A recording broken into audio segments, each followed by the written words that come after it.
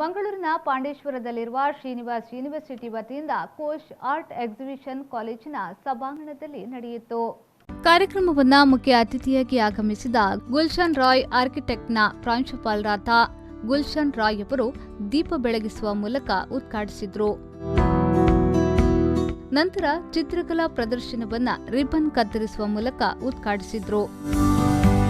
ಇದೇ ವೇಳೆ ಮಾತನಾಡಿದ ಅವರು, ಆರ್ಕಿಟೆಕ್ಟ್ ವಿದ್ಯಾರ್ಥಿಯಾದವನಿಗೆ ವಸ್ತು ಅದರ ವಿಭಿನ್ನತೆಯನ್ನ ವಿಶ್ಲೇಷಿಸುವ, ಗಮನಿಸುವ ಗುಣ ಅತ್ಯಗತ್ಯ ಎಂದು ಹೇಳಿದರು.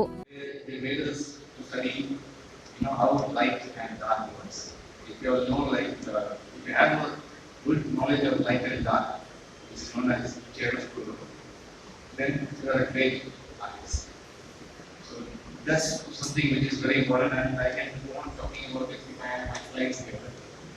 Okay, so that's a totally different subject by itself.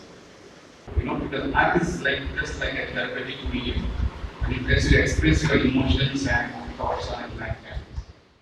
ಕಾರ್ಯಕ್ರಮದ ಅಧ್ಯಕ್ಷತೆ ವಹಿಸಿದ್ದ ಕಾಲೇಜಿನ ಪ್ರೊಫೆಸರ್ ಪದ್ಮನಾಭ ಕೆ ಅವರು ಮಾತನಾಡಿ, ಅವಕಾಶ ನಮ್ಮನ್ನ ಹುಡುಕಿ ಬರಲಿ ಎಂದು ಕಾಯಬಾರದು, ನಾವೇ ನಮ್ಮ ಕೌಶಲ್ಯತೆಯನ್ನ ಅರಿತು ಒಳ್ಳೆಯ ಅವಕಾಶವನ್ನ ಹುಡುಕಿ ಸದುಪಯೋಗ ಪಡಿಸಿಕೊಳ್ಳಬೇಕು ಎಂದು ಹೇಳಿದರು.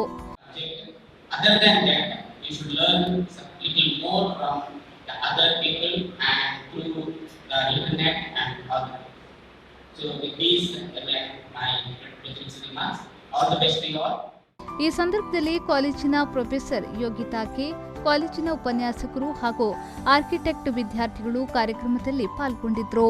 ಈ ಸಂದರ್ಭದಲ್ಲಿ ಶ್ರೀನಿವಾಸ್ ಕಾಲೇಜಿನ ಆರ್ಕಿಟೆಕ್ಟ್ ವಿದ್ಯಾರ್ಥಿಗಳು ತಾವೇ ರಚಿಸಿದ ಪೇಂಟಿಂಗ್, ಕ್ರಾಫ್ಟ್ಗಳು ಸುಂದರವಾಗಿ ಮೂಡಿಬಂದಿದ್ದು ನೋಡುಗರ ಮನಸೆಳೆದವು.